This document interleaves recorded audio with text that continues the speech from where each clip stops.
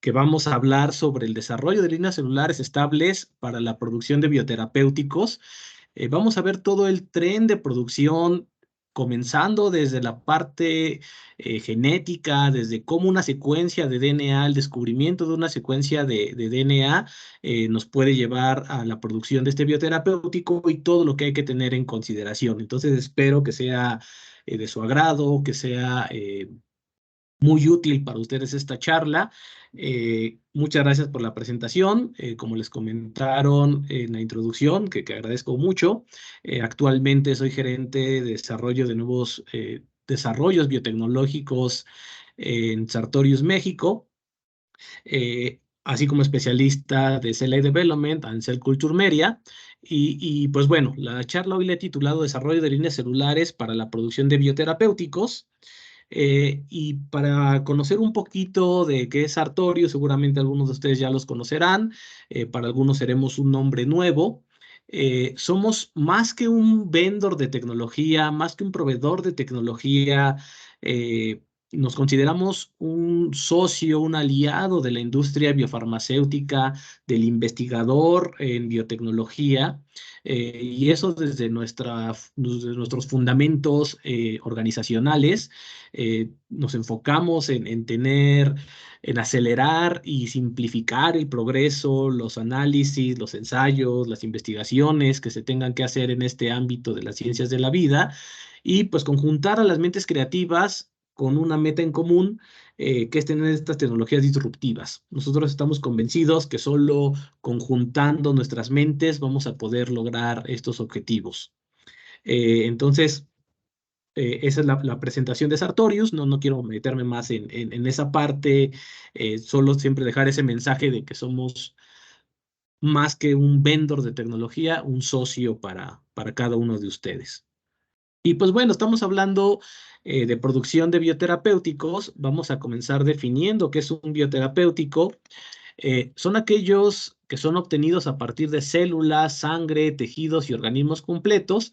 Y como ven, pues puede abarcar una serie de moléculas muy diversas, como vacunas, antígenos, hormonas, citocinas, enzimas, hemoderivados, sueros inmunes, inmunoglobulinas, anticuerpos monoclonales, que son a los que nos vamos a enfocar el día de hoy, y otros productos de fermentación de manera tradicional o de manera recombinante. Pueden ser este tipo de productos. Pero nos vamos a enfocar en los anticuerpos monoclonales, dada la relevancia que tienen actualmente a nivel clínico, a nivel de mercado, a nivel de desarrollo biotecnológico. Los anticuerpos monoclonales, junto con algunas otras terapias, como las terapias avanzadas, con CAR-T, con células mesenquimales, pues están en boga, son de las más de vanguardia. Pues bueno, nuestra región es muy importante que vaya detonando en ser capaz de producir sus propios anticuerpos monoclonales para diferentes patologías existentes en nuestra población, yendo desde cáncer, artritis reumatoide, enfermedad de Crohn y un largo etcétera de enfermedades realmente complejas que antes veíamos muy difícil tener un pronóstico favorable para los pacientes. Ahora lo podemos tener mediante este tipo de tecnologías. Y pues bueno, ¿qué es un anticuerpo monoclonal?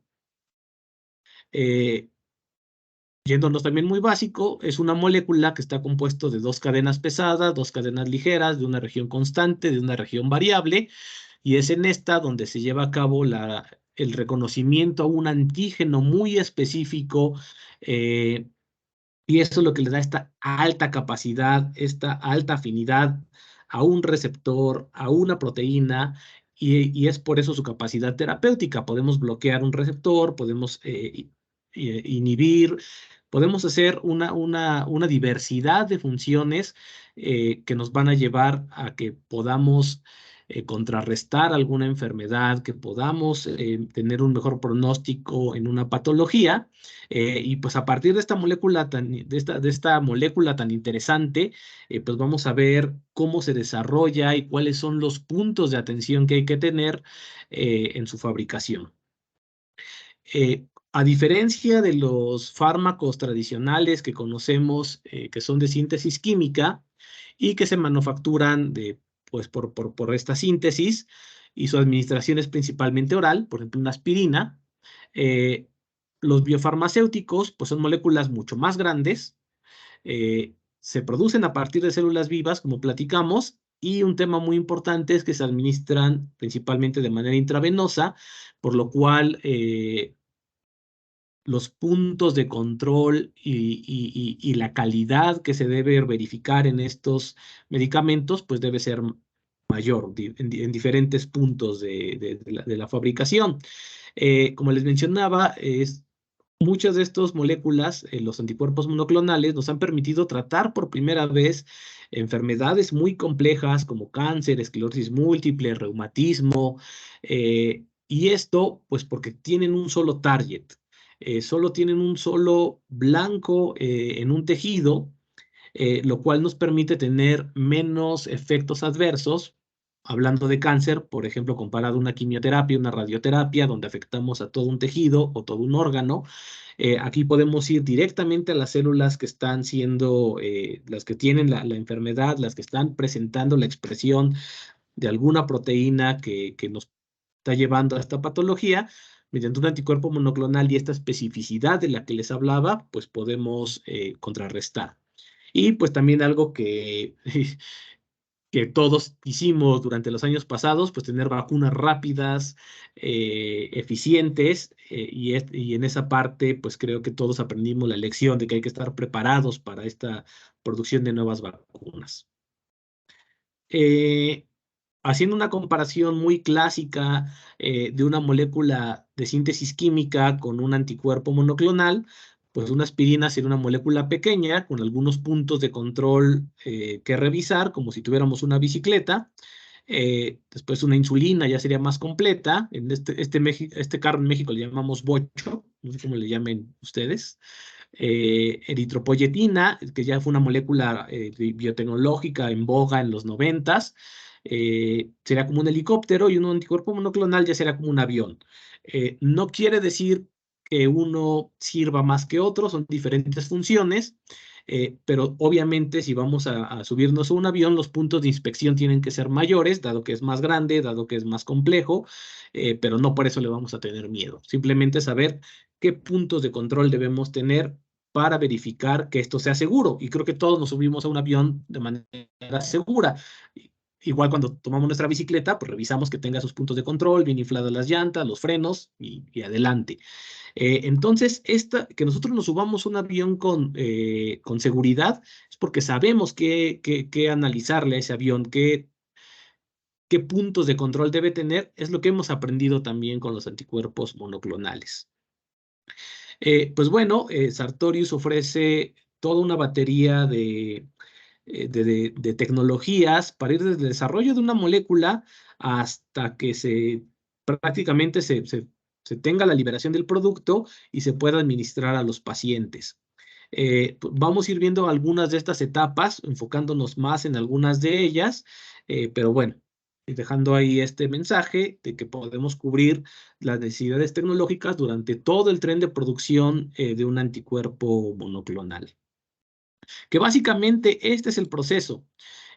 Comenzamos con un proceso upstream, río arriba, un proceso downstream, río abajo, donde el corazón es el bioreactor. Donde se lleva a cabo la bioconversión, lo consideramos el proceso upstream. Todo lo que venga después lo consideramos el proceso downstream. Entonces, dentro del proceso upstream o río arriba, tendremos la preparación de los medios, el banqueo celular, los reactores semillas, donde empezamos a expandir las células con las que vamos a producir el anticuerpo. La producción, aquí tenemos el bioreactor, aquí empezamos las etapas de clarificación, una captura cromatográfica y diferentes pasos de purificación que nos van a dar esta certeza de que el medicamento va a ser inocuo y va a ser lo que va a ser. Va a ser seguro, va a ser de calidad y va a ser eficaz, lo que siempre busca un ente regulatorio. Eh, Les hablaba de estas células que son las que van a producir. Nosotros nos basamos en un sistema de células CHO-DG44, con las cuales nosotros comenzamos a hacer una transfección de la secuencia nucleotídica que estamos tratando de expresar, en este caso de un anticuerpo monoclonal. De ahí lo vamos expandiendo hasta tener una clona candidata y pues bueno, hasta que llegamos a tener un banco celular con todas las características necesarias para poder ser trabajado en condiciones GMP. Hay que recordar que esto pues va a administrarse a pacientes, entonces desde su nacimiento estas células deben mostrar una trazabilidad y una calidad que respalden su seguridad. Por eso es muy importante siempre en el desarrollo celular tener esta certeza de dónde viene nuestra línea celular, que nuestra secuencia nucleotídica es correcta, hasta llegar a una liberación de estos lotes. Bueno, entrando yo un poquito en temas más de la ciencia básica del desarrollo de bioterapéuticos, cómo vamos encontrando estas secuencias candidatas para meterlas en nuestra celulita y que nuestra celulita empiece a hacer su trabajo y producir el anticuerpo monoclonal.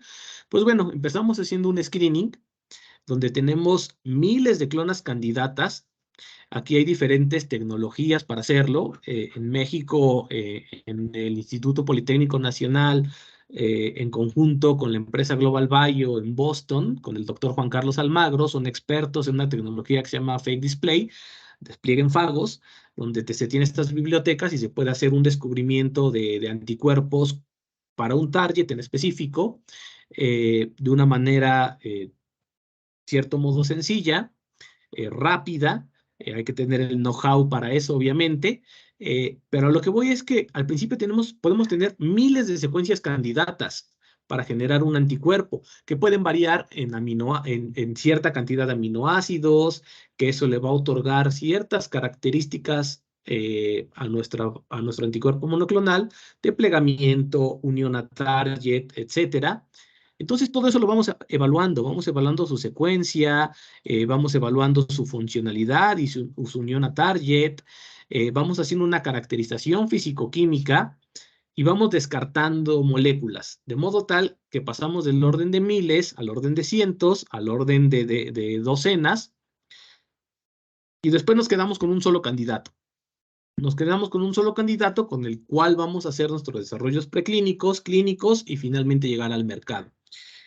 Como ven, la pirámide de conocimiento es inversa al número de secuencias. Al inicio yo tengo muchísimas secuencias, pero de las cuales conozco poco, y al final tengo una sola secuencia a la que le conozco todo. Le conozco cómo se comporta, sus características físico-químicas, niveles de expresión, etcétera. Y bueno, todo este desarrollo de una línea celular para expresar un anticuerpo monoclonal, pues viene desde el gen, desde el vector de expresión y el gen que vamos a insertar. Este es uno de los vectores de expresión que utilizamos en Sartorius para la producción de anticuerpos monoclonales, donde está optimizado para la expresión génica. Tiene estos elementos SMART que lo que permiten es hacer una expresión que esté reforzada, que esté mejorada y que sea estable. Eso es lo que buscamos, que nuestra gen de interés esté insertado en cierta región. Después de la selección clonal que hagamos, pues tengamos esta estabilidad en la producción y que sea reproducible con el tiempo. Tiene algunos péptidos señales para mejorar la secreción. Los anticuerpos monoclonales son un producto extracelular y pues si ponemos los péptidos señal adecuados, podemos mejorar su secreción y tener mejores rendimientos.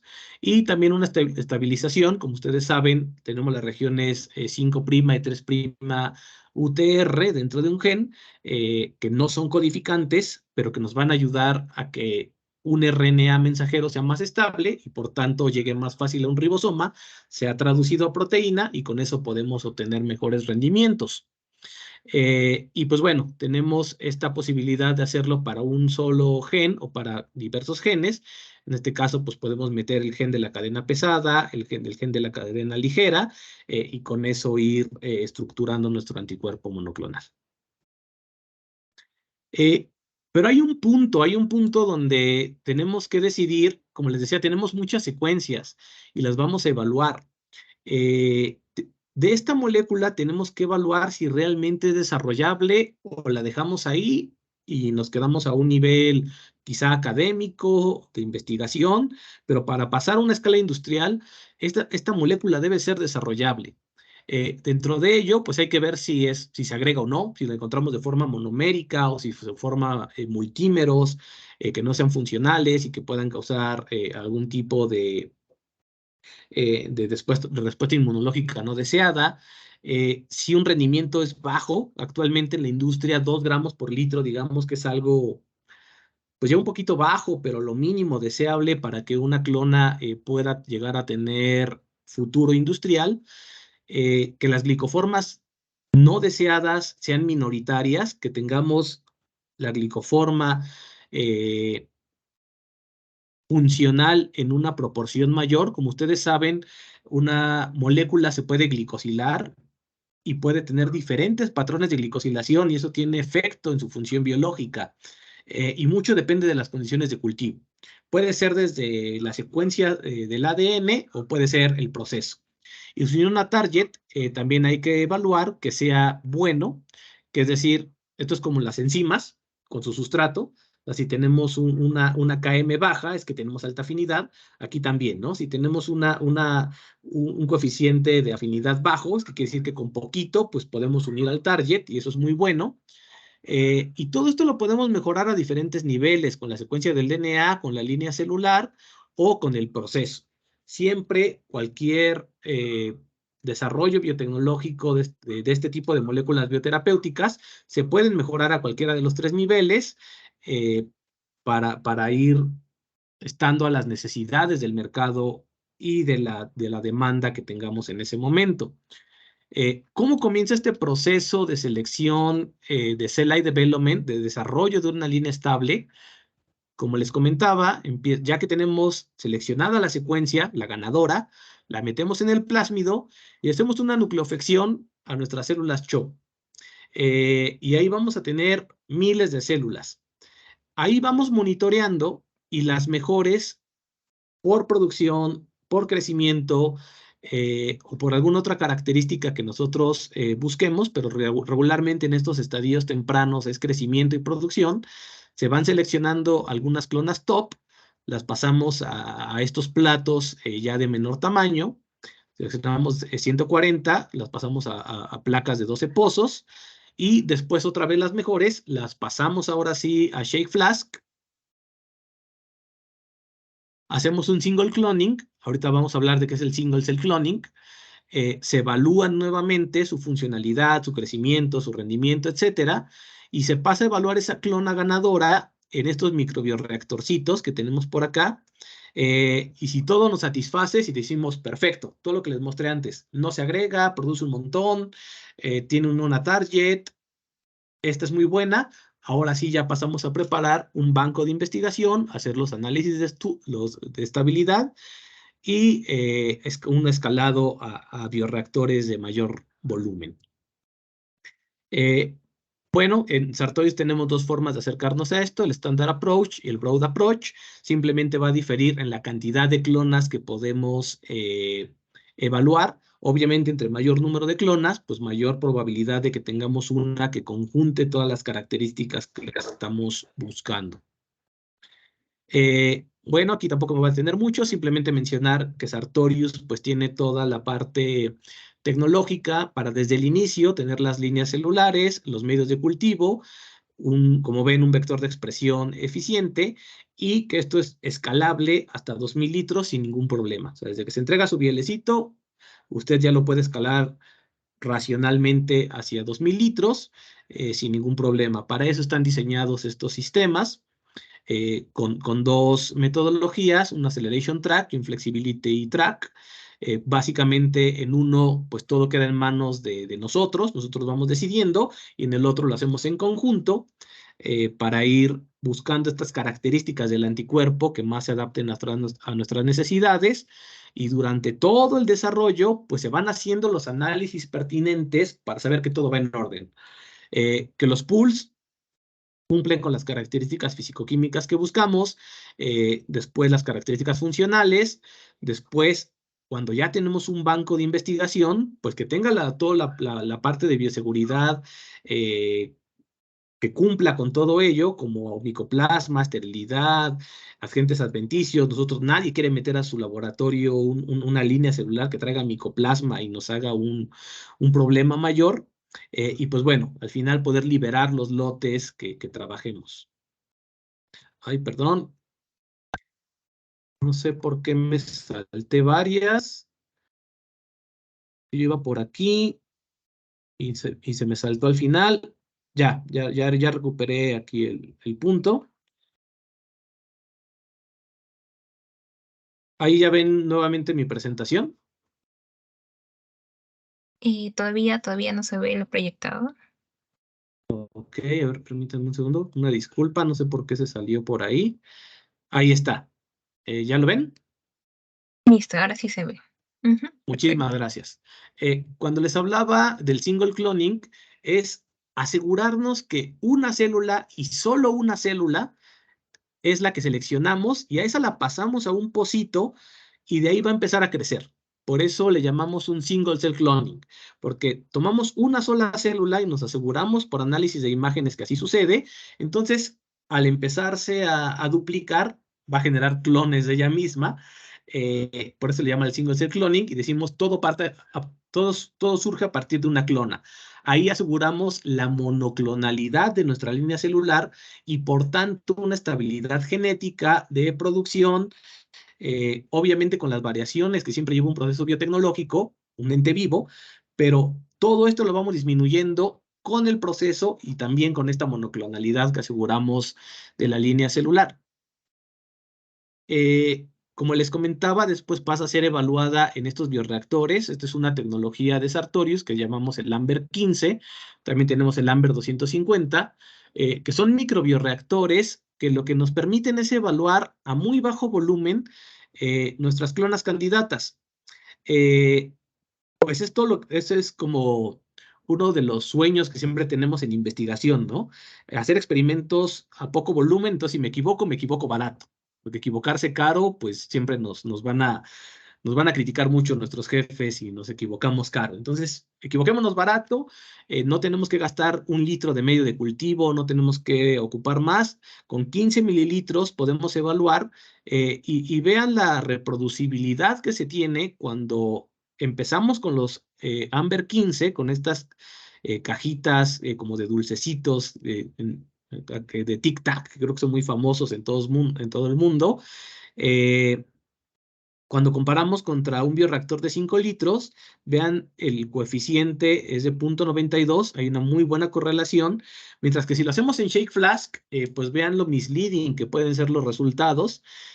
No vamos a poder tener una certeza de qué va a pasar en el escalamiento, entonces siempre es uno de los puntos importantes desde el inicio de nuestra investigación, pues tratar de mantener ya el sistema productivo en el que vamos a trabajar a gran escala, porque vamos a tener mayor poder predictivo y también mayores herramientas de escalamiento. Aquí viendo un poquito de cómo se comportan, tanto bueno, cómo ya se comporta en un cultivo de 5 litros en lote alimentado, pues vemos que son muy reproducibles, con producciones constantes, con viabilidades constantes, tanto para una IgG1, para una IgG4.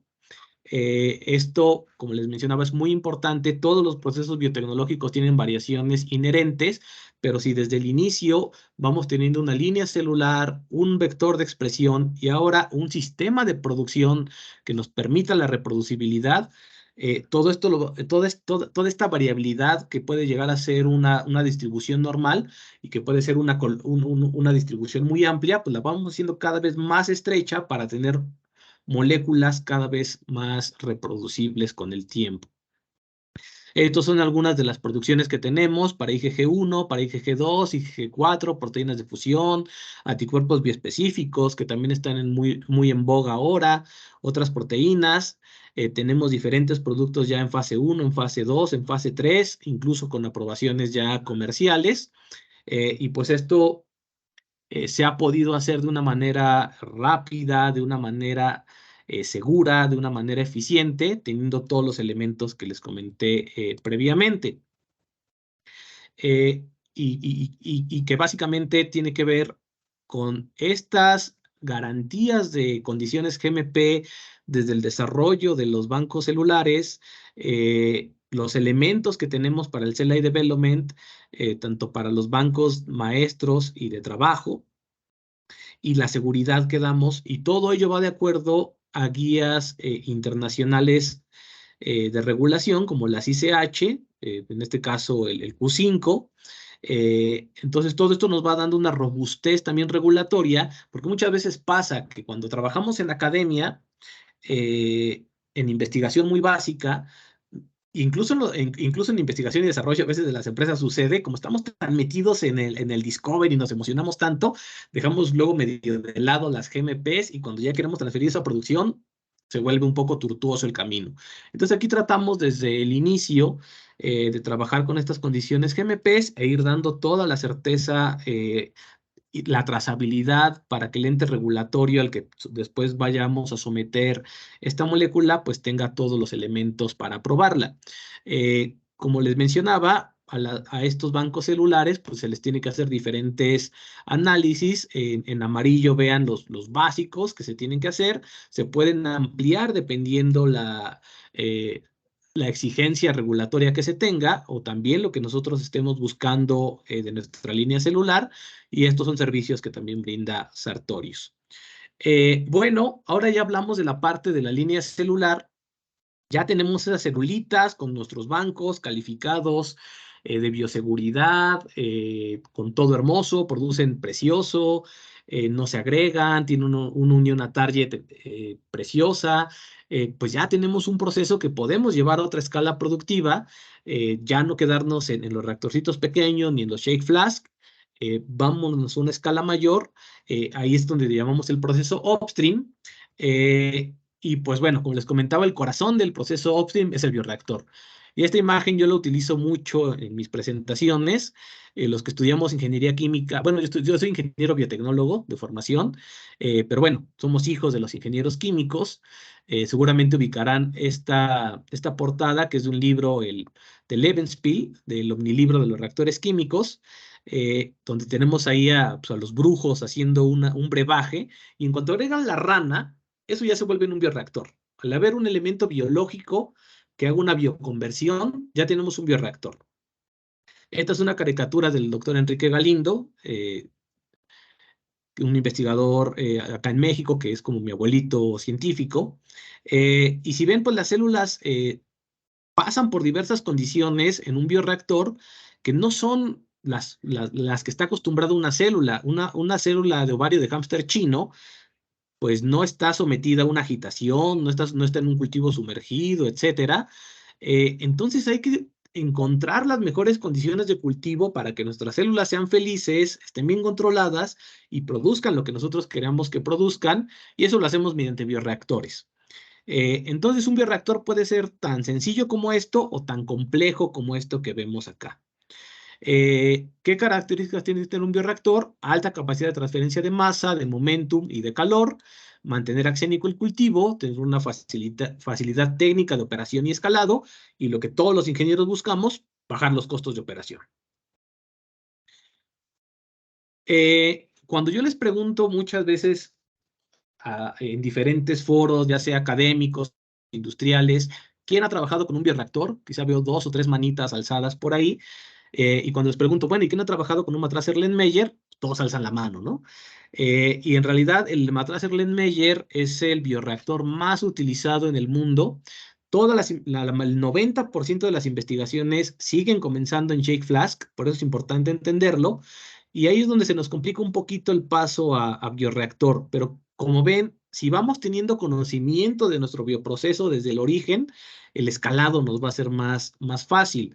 De modo tal que en Sartorius hemos desarrollado una plataforma de producción para anticuerpos y para otro tipo de moléculas, que va desde los bioreactores de bajo volumen, Amber 15, Amber 250, que son totalmente escalables a un STR de 50 litros, 200 litros, 500 litros, 1000 litros e incluso 2000 litros.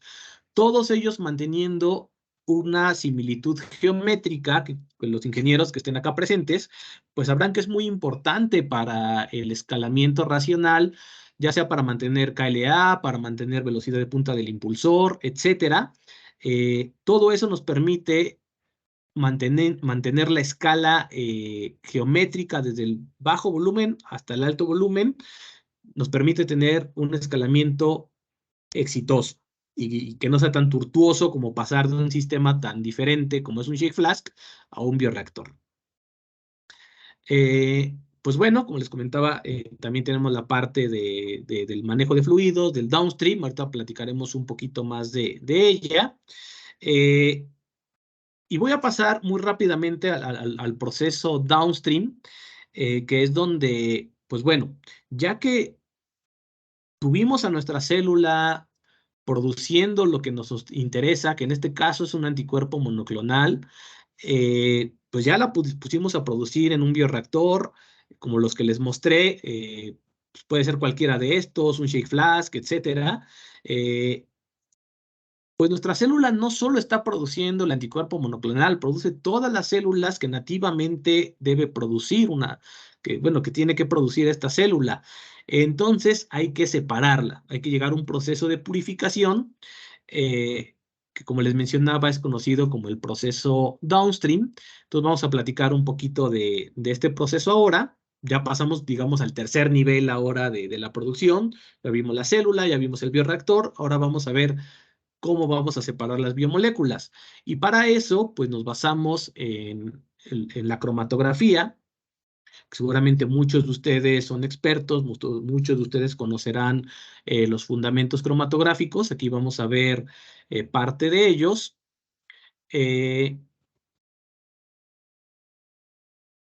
Y permítanme adelantarme un poquito aquí. ¿Qué es cromatografía? Pues viene de este griego, de cromos, que es color, y grafía, que es mostrar. Entonces, pues creo que muchos de nosotros hicimos estos experimentos en la escuela, donde poníamos algunas tintas de diferentes colores y veíamos que al ponerlas en una fase móvil, o en una fase estacionaria, perdón, se separaban en diferentes colores y pues veíamos que un color estaba compuesto de diferentes colores. Es el principio de la cromatografía. Entonces lo que vamos a hacer acá es aprovechar las características fisicoquímicas de nuestro anticuerpo para separarlo de todas las demás proteínas.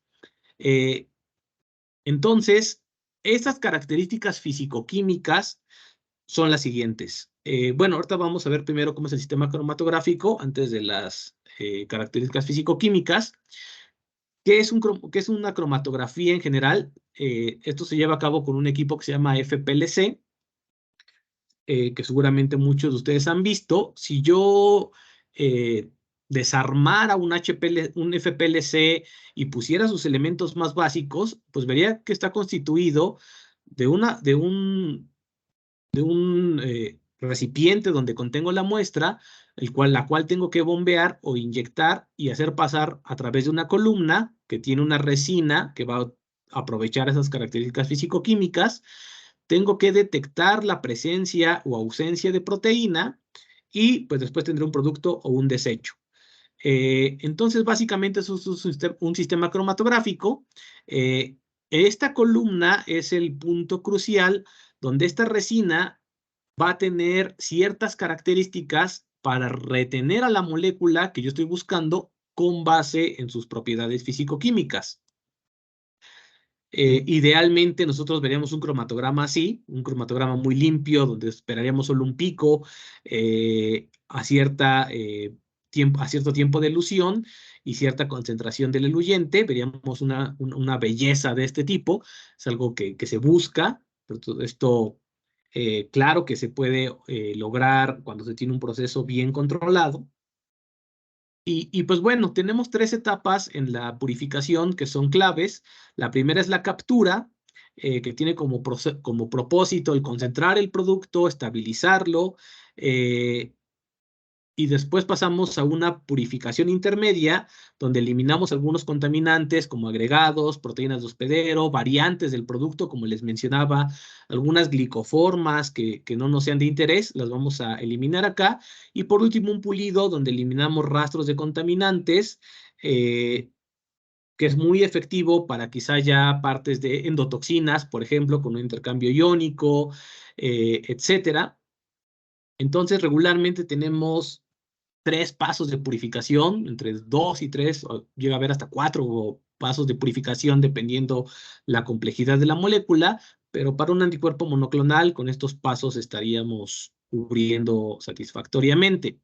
Ahora sí, les mencionaba de estas características fisicoquímicas que vamos a aprovechar de un anticuerpo para separarlo de los otros. Pues bueno, podemos aprovechar su carga neta a determinado pH. Eh, Sabemos que variando el pH podemos ir variando la carga neta de nuestro anticuerpo. Podemos aprovechar eso para darle una carga, en este caso, por ejemplo, positiva. Podemos aprovechar su hidrofobicidad en comparación a otras moléculas en un solvente. Podemos aprovechar su tamaño. Como les mencionaba, son moléculas regularmente grandes a comparación de otras proteínas que se producen por el hospedero, y una que es llamada cromatografía de afinidad, que como aquí lo indicamos, es un sistema llave-cerradura, muy parecido a lo que sucede con las enzimas, donde solo tenemos un sitio de unión y solo un sustrato se puede unir ahí. Aquí tenemos lo mismo. En el caso de los anticuerpos monoclonales, tenemos una molécula llamada proteína A, que fue aislada de algunas bacterias y que tiene afinidad por esta fracción constante de los anticuerpos, y de ese modo la podemos separar selectivamente de todas las demás. Hay otros modelos de purificación por afinidad, como es colocarle algunos tags, un tag de histidina, alguna biotinilación, etcétera, y después purificar. Pero bueno, vamos viendo cada uno de ellos. Comencemos con la exclusión molecular. En este aprovecharemos el tamaño de las moléculas para separarlas con base en su tamaño, en su peso, en su tamaño molecular. Entonces, ¿qué sucede? Esta matriz, esta resina de la que hablábamos, va a ser una matriz porosa. Entonces, las proteínas grandes no van a entrar acá y se van a ir por fuera, mientras que las moléculas más pequeñas sí van a poder entrar en los poros y van a seguir the long and winding road, el largo y sinuoso camino, y por tanto van a tardar más en salir, porque su camino va a ser mucho más tortuoso. Digamos que las moléculas grandes se van a ir por la highway, por la autopista, y estas van a seguir el camino que va dando vueltas y va dándole vuelta al cerro y la montaña, etcétera.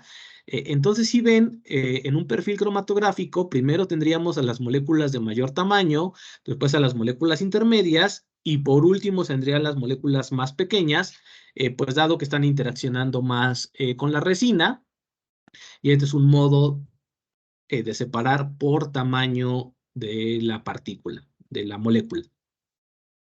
En la cromatografía de intercambio iónico, que puede ser catiónico o aniónico, lo que tenemos es una matriz cargada, en este caso negativamente.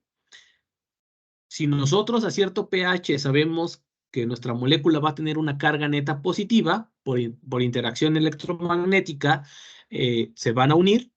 Entonces, buscamos el pH al cual vamos a unir a nuestra proteína, y todas las demás proteínas que tienen una carga negativa neta, en este caso, pues van a salir, no se van a unir. Bueno, y después hay que despegar esto, ¿no? ¿Cómo lo despegamos? Pues haciendo un gradiente de concentración de alguna sal que nos vaya cambiando el pH, de modo tal que nuestra proteína llegue a tener ahora una carga neta negativa y pues se va a desprender, ¿no? Entonces, en esta cromatografía de intercambio iónico, lo que aprovechamos son las cargas de las moléculas a diferentes pHs para que tengan afinidad o no por nuestra resina. Ahora, en la cromatografía de intercambio hidrofóbico, lo que tenemos es una matriz que tiene afinidad por ciertos por ciertas zonas hidrofóbicas de nuestra molécula, entonces va a ir teniendo mayor interacción a mayor hidrofobicidad tenga. Entonces, de ese modo podemos ir separando, cambiando nuestra fase móvil, el grado de hidrofobicidad que se va a tener, teniendo primero a las moléculas menos hidrofóbicas y por último a las moléculas más hidrofóbicas. Y este también es una forma de separar por otro método físico-químico. Es muy importante siempre tener en cuenta separar por al menos eh, por dos características físico-químicas, ya que si nos quedamos solo con una, esto nos puede ser engañoso, ¿no? Porque puede ser que tengamos varias especies que, por ejemplo, o tengan el mismo peso molecular, la misma hidrofobicidad o la misma carga a cierto pH. Mejor utilicemos dos y con eso nos quitamos de dolores de cabeza. Y por último, la cromatografía de afinidad, que como les comentaba, aprovechamos la interacción específica entre una molécula y otra para hacer esta captura. En el caso de los anticuerpos monoclonales, como les comentaba, se utiliza la proteína A o la proteína G, que tienen afinidad por la fracción constante de nuestro anticuerpo, por el FC, realizable, perdón. Entonces, de ese modo es altamente específico. Yo sé que solo lo que se va a capturar en ese punto, pues van a ser anticuerpos monoclonales y todas las demás moléculas van a pasar. No quiere decir que mi molécula ya esté completamente pura. Seguramente tendremos que hacer otro paso de purificación para eliminar o formas no deseadas o formas agregadas, como con la de exclusión molecular, o algunas impurezas que sí se hayan llegado a colar en este paso cromatográfico. Pues bueno, hablando de los formatos de medios cromatográficos, principalmente tenemos tres: las resinas, que son las que hemos platicado ahora. Hay otras que quisiera presentarles, como las monolíticas, que son, como su nombre le indica, un monolito, están hechas de una sola pieza, y las membranas. ¿Qué ventajas, desventajas tiene cada uno de ellos? Las resinas, una gran ventaja que tienen es que son multiuso, se pueden reutilizar hasta 100, 150, 200 veces. Lo malo es que las tenemos que empacar. Los que hemos trabajado con resinas y empacado una columna cromatográfica sabemos que es un arte. Y lo malo es que tenemos que trabajar con flujos difusivos. No podemos alzar mucho el flow rate porque puede aumentarse la presión. En un monolito, lo malo es que es single use. Lo bueno es que está ready to use, no tenemos que hacer un empacado. Y lo bueno es que podemos utilizar un flujo convectivo. Asimismo, con las membranas, son single use, también están listas para utilizar, no hay que empacar y pues podemos manejar también flujos convectivos, lo que lleva a que mis tiempos de proceso sean menores. Cualquiera de las tres tecnologías, Sartorius las tiene disponibles, entonces si quieren información de alguna de ellas, pues también con todo gusto. Y pues bueno, hay otros pasos cromatográficos en los cuales no quisiera extenderme, pero como ven, pues después de una clarificación del bioreactor, pasamos a una captura por proteína A, luego una inactivación viral a un bajo pH, un intercambio aniónico, después pasamos a un pulido, que puede ser por un SEC, por una cromatografía de exclusión molecular, a una filtración viral, y por último una ultrafiltración y afiltración. Todos estos pasos los podemos tener dentro de un proceso downstream. Y ya para cerrar la charla, como les comenté, aquí vamos a ir pues, desde la secuencia de ADN hasta que liberemos el producto. Y es algo que nunca me gusta dejar de lado, esta parte de calidad, irla enfocando de nuestros desarrollos, los aspectos regulatorios. Ay, otra vez me salté ahí, pero creo que sí me están viendo. Ahí estoy. Bueno, entonces, a nuestro anticuerpo monoclonal, como les comentaba, hay que ir dando trazabilidad y robustez a sus características desde que elegimos el target, desde que tenemos la línea celular, cómo la expandimos, cómo la cosechamos, cómo la purificamos y cómo hacemos los pasos de downstream, cómo formulamos la sustancia, cómo evaluamos sus atributos de calidad y su estabilidad. Todo ese es el camino. Y en América Latina estamos en un punto donde estamos comenzando con lo que se llaman los anticuerpos biosimilares. Eh, Ahí el título es de biocomparables, es una cuestión muy particular de México, en México se llamaron biocomparables, para el resto del mundo son biosimilares, y para mí es el nombre más adecuado, biosimilares. Entonces, ¿qué es? Que un anticuerpo que ya está en el mercado y que ya expiró su patente, ahora ya haga ingeniería reversa y lo produzca, o encuentre una manera de producirlo. Entonces, la parte clínica ya no va a ser tan fuerte porque ya la demostró el producto anterior. Ahora tenemos que demostrar una similitud físico-química. Eh, a veces yo les digo a mis estudiantes, ¿no? Pues si huele a gato, hace miau, tiene pelo de gato, y tiene bigotes, pues seguramente es un gato, ¿no? Entonces, si nuestro anticuerpo tiene las mismas características físico-químicas que el que ya estaba en el mercado, pues seguramente se va a comportar de la misma manera, demostrando seguridad, calidad y eficacia. Como les comentaba, la parte analítica es la que soporta la producción de los biosimilares, eh, demostrando que son semejantes en sus características fisicoquímicas a los de patente y que ya venció. Después los estudios preclínicos, después los estudios de PK y PD, de farmacodinamia, farmacocinética, y lo que el ente regulatorio nos llegue a poner de estudios clínicos adicionales que pueden ya ser acotados. Como ya demostramos desde nuestra línea celular, nuestro proceso, y después fisicoquímicamente todo esto, pues puede que ya sean menores los estudios clínicos, que como muchos de ustedes saben, es la parte más cara del desarrollo de un biotecnológico. Muchas veces decimos, chin, el bioreactor, ¿cuánto nos va a costar un FPLC, etcétera? Pero ya cuando vemos realmente los precios de los estudios clínicos, es muchos donde dicen, híjole, vámonos con más calma. Pero bueno, yo creo que el modelo de biosimilares es un proceso, es un modelo que nos puede servir actualmente en Latinoamérica, para comenzar a adquirir este know-how, desarrollar capital humano, tener las instalaciones para posteriormente desarrollar nuestros propios anticuerpos innovadores para las diferentes patologías que tiene nuestra población. Y mucho de estos atributos de calidad que va a tener nuestra molécula viene desde el bioreactor, desde su producción y en todos los procesos, en todas las operaciones unitarias. Si nosotros tenemos un buen control de proceso, que en este caso se da por un control PID, vamos haciendo que la variabilidad inherente al proceso biotecnológico disminuya y por tanto mi molécula pueda ser más segura y más eficaz.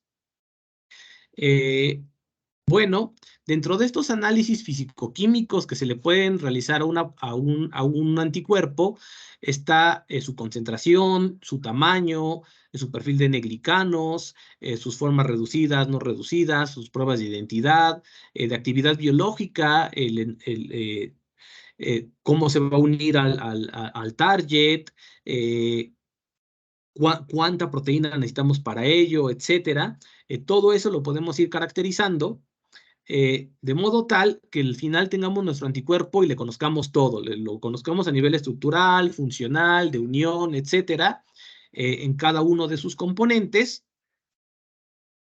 Y todo esto es una batería de ensayos que se pueden hacer. Como ven, podemos ir tan a profundidad como se requiera en cada uno de los casos. Esto pues siempre queda a las necesidades del cliente, a lo que su ente regulatorio les esté solicitando, pero básicamente la batería básica la estaría mostrando por acá. Sería esto, sería mostrar identidad, estructura, heterogeneidad, pureza y elementos funcionales. La identidad la podemos ver ya sea por un mapeo peptídico, un SDC page, aquí vemos la cadena pesada, la cadena ligera, en condiciones reductoras, en condiciones no reductoras, pues vemos el anticuerpo completo, que pesa 150 kilodaltones. La estructura, como ustedes saben, las proteínas tienen una estructura primaria, secundaria, terciaria y algunos cuaternaria. Esto lo podemos ver por dicroísmo circular o infrarrojo.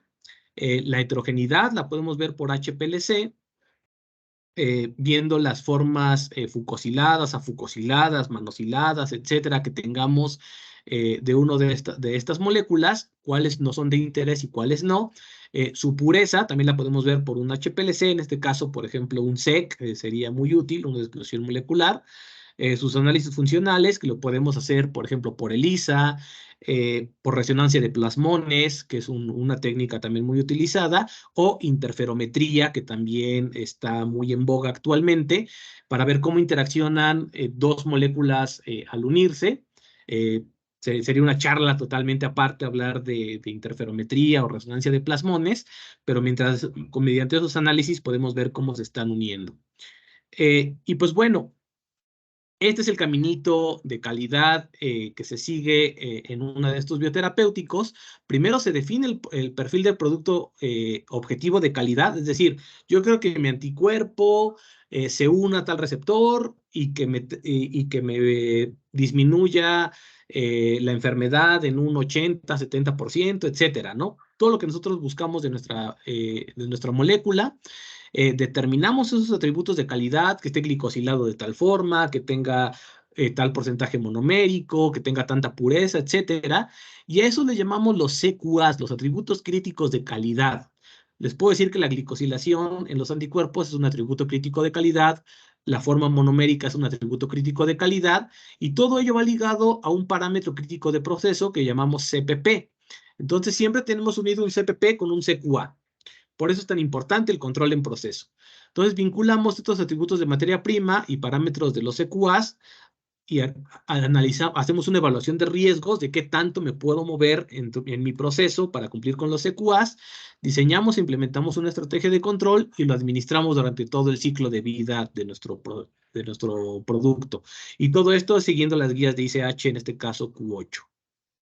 Después pasaríamos a las fases clínicas, donde iniciaríamos con un discovery, fases preclínicas, fase 1, fase 2, fase 3, incluso llegando a un fase 4, donde ya tendríamos la aprobación en este caso, de un medicamento biosimilar y pasaríamos a una farmacovigilancia tan estricta o tan laxa como le hayamos demostrado al ente regulatorio que nuestra molécula es segura, de calidad y eficaz. A diferencia, ya estoy cerrando, me faltan 2 diapositivas. La diferencia entre un innovador y un biosimilar está en cómo se desarrollan. Cuando tenemos un innovador, como les mencionaba, todo esto va fundamentado en la parte clínica, la parte fuerte, la parte clínica, fase 2, fase 3, los estudios preclínicos son menores. Cuando tenemos el desarrollo de un biosimilar, la parte preclínica de caracterización físico-química toma relevancia y ya los estudios de fase 3 van a ser acotados, lo cual nos lleva a que sean más abordables económicamente. Estos anticuerpos siguen teniendo muchísimo mercado, principalmente en las enfermedades oncológicas. Tenemos un gran potencial y creo que en nuestra región es muy importante que comencemos a desarrollar nuestros propios anticuerpos para las principales patologías que padece nuestra población y no depender de países, de otros países, de otras regiones, que seguramente nos van a encarecer los precios, nos van a llevar a que no sean accesibles a nuestra población. Si los producimos localmente, los podemos hacer accesibles a nuestra población. Estas son algunas de las moléculas que están por vencer: Humira, Keytruda, que es anti-PD1, tenemos por aquí Stelara, tenemos por aquí Ibrance. Hay diferentes moléculas que están por vencer y en las cuales podemos ir poniendo el ojito para ir produciendo nuestros propios anticuerpos biosimilares. Esta es mi última diapositiva. Sí, es como nosotros hemos querido trabajar en México. Yo he estado en la academia, yo he estado en la industria, he estado ahora del lado de vendor, de tecnología científica y desarrollando nuevos negocios biotecnológicos, nuevos proyectos.